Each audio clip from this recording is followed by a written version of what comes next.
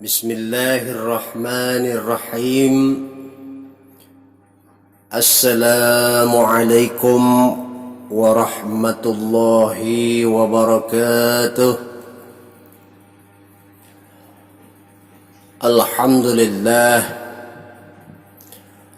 Alhamdulillahi rabbil alamin. Nahmaduhu wa nasta'inu wa nastaghfiruh. ونعوذ بالله من شرور أنفسنا ومن سيئات أعمالنا من يهد الله فلا مضل له ومن يضلله فلا هادي له أشهد أن لا إله إلا الله وأشهد أن محمدا عبده ورسوله اللهم صل على سيدنا محمد وعلى آل سيدنا محمد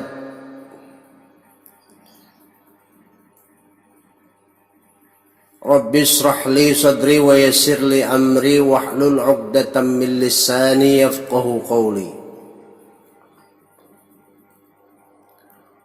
قال الله تعالى في كتابه الكريم أعوذ بالله من الشيطان الرجيم بسم الله الرحمن الرحيم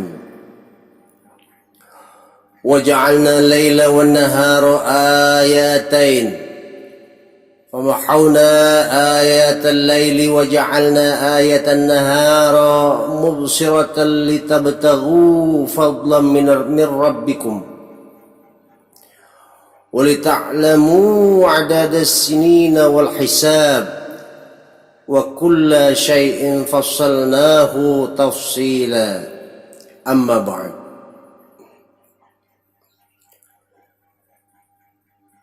Hadratul muslimin wal muslimat rahimakumullah. Alhamdulillah,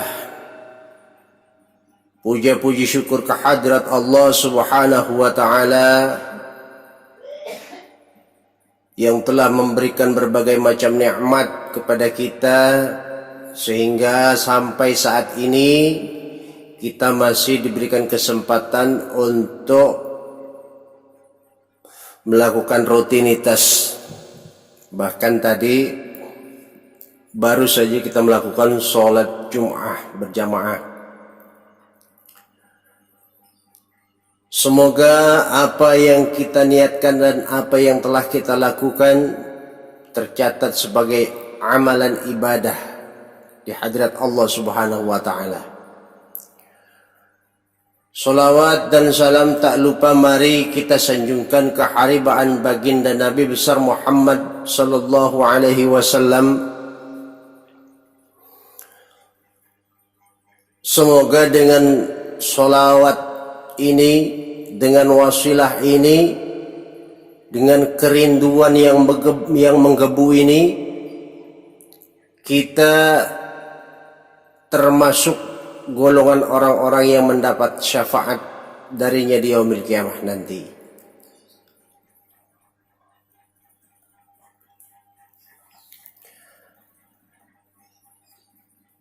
Hadratul muslimin wal muslimat rahimakumullah.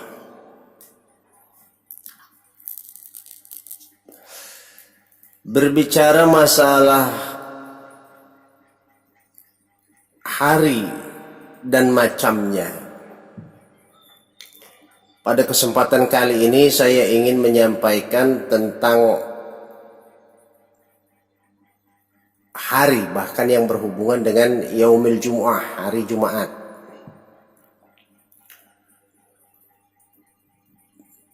Menurut sejarah dahulu, nama-nama hari pada masa Arab jahiliyah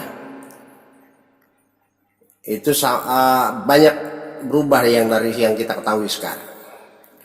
Dulu orang Arab menghitung dari hari Minggu, cuman namanya dulu kalau Minggu disebut Awal, Senin Ahwan, Selasa Jubar, Rabu Dubar, Kamis Munis, Jumat Arubah. Nah, hari-hari ini dipakai orang Arab zaman jahiliyah. Nah, ada satu yang menarik di hari yang tadi saya sebutkan, yaitu hari Arubah. Hari Arubah ini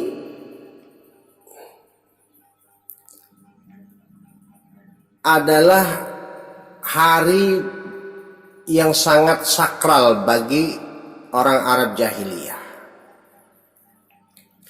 Kenapa sakral saya bilang? Karena pada hari Arubah ini mereka berkumpul di tengah kota, yaitu di Makkah, di dekat Ka'bah. Mereka itu berkumpul bersama-sama. Jadi seolah-olah kayak ada bazar.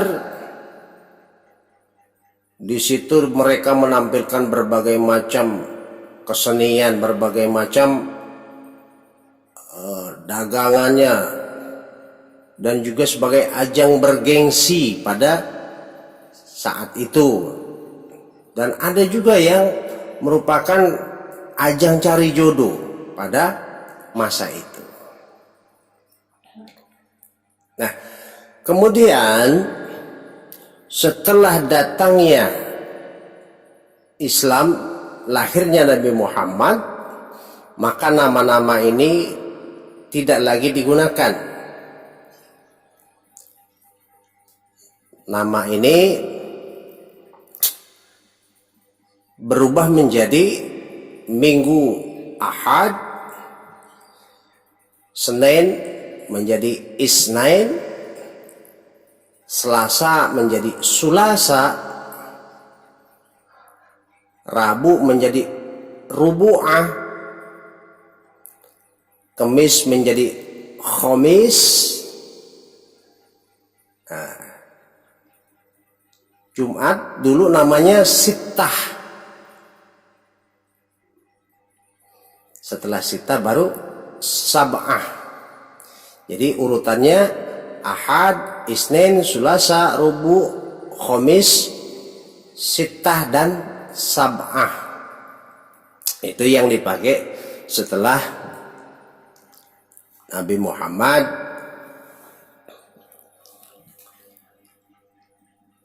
menjadi tokoh atau menjadi pemimpin di kalangan wilayah Arab jahiliyah. Seiring waktu melihat kecenderungan kebiasaan orang Arab jahiliyah di hari Aruban ini, di hari Arubah, maksudnya di hari Arubah ini, yang biasanya diadakan bazar, diadakannya ya pertunjukan-pertunjukan, pokoknya hura-hura sepertinya, kemudian hari Arubah ini dirubah menjadi hari Jumu'ah. Maksudnya tetap berkumpul namun dalam konteks yang positif. Dalam konteks yang positif. Artinya di situ diadakan kegiatan-kegiatan sosial, kegiatan-kegiatan yang tidak mengundang kecemburuan sosial, malah membangun sebuah kebiasaan baru, yaitu gotong royong dan segala macamnya. Jadi pergeseran nama tentang hari di dalam kurun waktu tersebut ada banyak perubahan, baik yang dari jahiliyah, kemudian perubahan pertama, kemudian perubahan ketiga jahiliyah, urutannya pertama awal, yang kedua ahwan, yang ketiga jubar, yang keempat dubar, yang kelima munis, yang keenam arubah, yang ketujuh syiar. Kemudian setelah Rasulullah menjadi khalifah, nama ini dirubah menjadi Ahad, Isnain, Sulasa, Rubu, Khamis, Sittah, dan Sab'ah. Kemudian berubah lagi karena menuju perbaikan untuk satu hari yang dianggap masih belum berubah dari kebiasaan jahiliyah.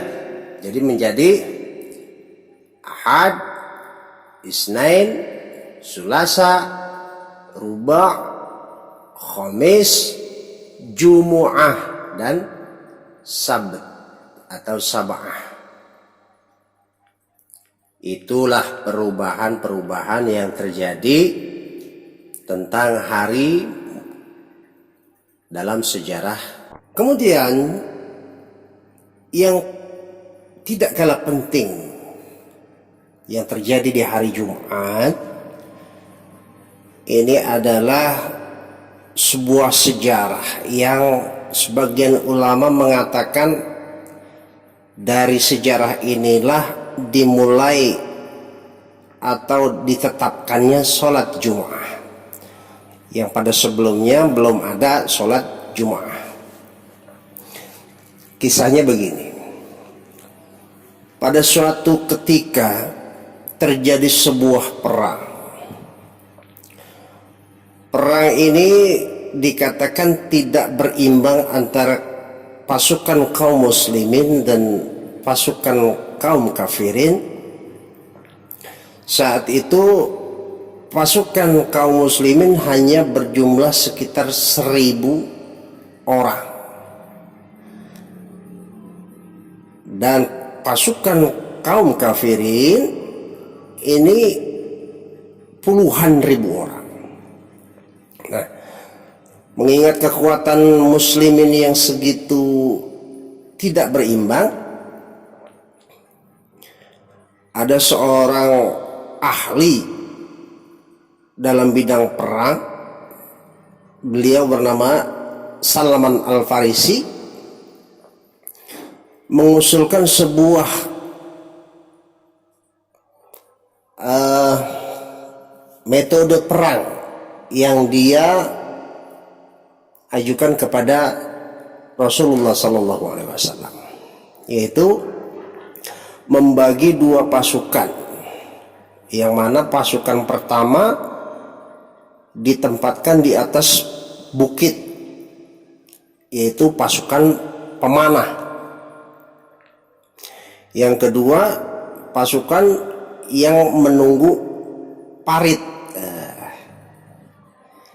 Jadi parit ini digunakan untuk menghalau, memperlambat gerak laju lawan. Kemudian secara singkat dijelaskan bla bla bla bla bla oleh Salman Al-Farisi kepada Rasulullah. Akhirnya Rasulullah setuju. Kemudian Rasulullah berpesan kepada seluruh pasukan, siapa saja yang berada di atas bukit, janganlah turun sebelum dapat komando dari saya. Karena kalau komando belum dari saya, berarti kondisi belum aman. Dan yang bertahan di farid, waspada, gunakan kekuatan sebisa mungkin, seefisien mungkin. Kemudian terjadilah perang. Ceritanya singkatnya, perang terjadi. Pada awalnya kaum muslimin unggul dengan metode perang yang digunakan saat itu. Dan ternyata banyak sekali harta ghanimah yang didapatkan saat ini. Melihat harta ghanimah yang begitu banyak, para pejuang yang di atas bukit tergiur.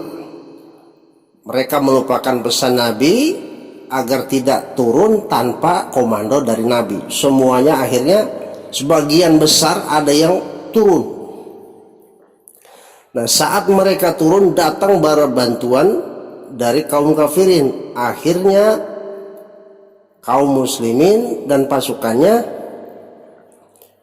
di sini terdesak, mundur sampai lari kocar-kacir ke tengah hutan. Terjadilah perang gerilya.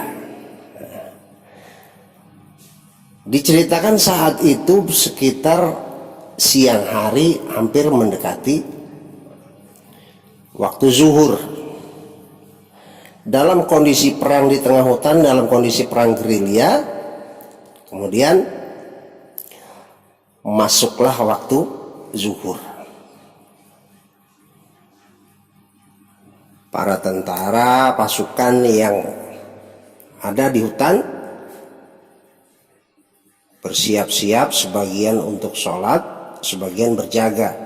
Kemudian dikumandangkanlah azan satu kali. Setelah azan, mendirikan sholat sunnah.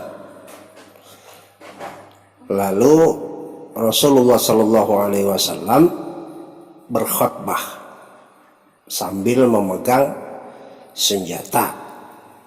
Inilah dasar hukumnya kenapa seorang khatib itu memegang tongkat saat berkhutbah. Khutbahnya berkenaan tentang strategi perang agar menang, dan tidak banyak waktunya karena dalam kondisi mepet dikejar musuh. Itulah sebabnya kenapa khutbah tidak boleh lebih panjang daripada sholatnya. Ini hukumnya.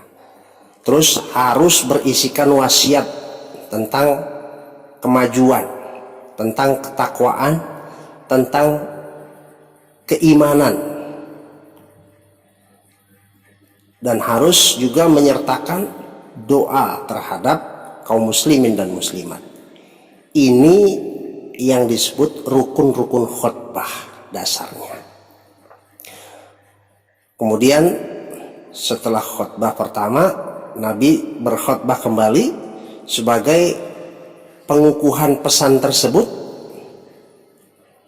lalu mendirikan sholat zuhur 2 rakaat dengan niat karena kondisi khauf atau ketakutan atau kondisi perang. Itulah dasarnya kenapa sholat Jumat bukan 4 rakaat melainkan 2 rakaat.